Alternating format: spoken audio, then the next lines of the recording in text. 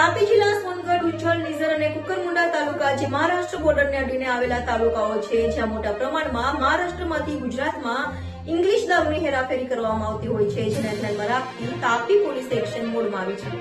સઘન ચેકિંગ હાથ ધર્યું. હાલ 31 ડિસેમ્બર આવી રહી છે અને લોકો નવા વર્ષની ઉજવણી કરવા માટે તૈયારીમાં છે, તો બીજી તરફ બુટલેગરોને નવા વર્ષનો રંગ ચડ્યો હોય અને મહારાષ્ટ્રમાંથી ગુજરાતમાં ઇંગ્લિશ દારૂની હેરાફેરી કરવાની તૈયારી કરતા જોતરાયા છે.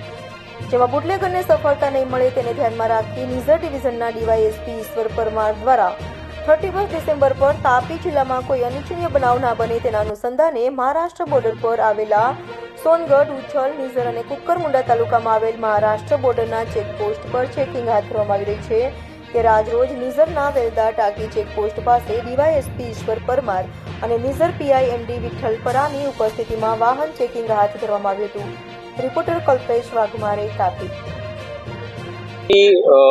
નવા વર્ષની ઉજવણી અને 31મી ઉજવણી સમયે કોઈ અનિચ્છનીય બનાવ ન બને એટલા માટે બોર્ડર પરના જે ગામડાઓ છે ત્યાંથી પસાર થતા વાહન ચેકિંગ કરવામાં આવી રહ્યું છે તથા પોલીસ ડ્રિંક એન્ડ ડ્રાઈવના કેસો કરે છે વગર હેલ્મેટે અને 3 સવારી જે જતા હોય તે 2 વ્હીલરને પણ એનું ચેકિંગ અત્યારે હાલ કરવામાં આવી રહ્યું છે.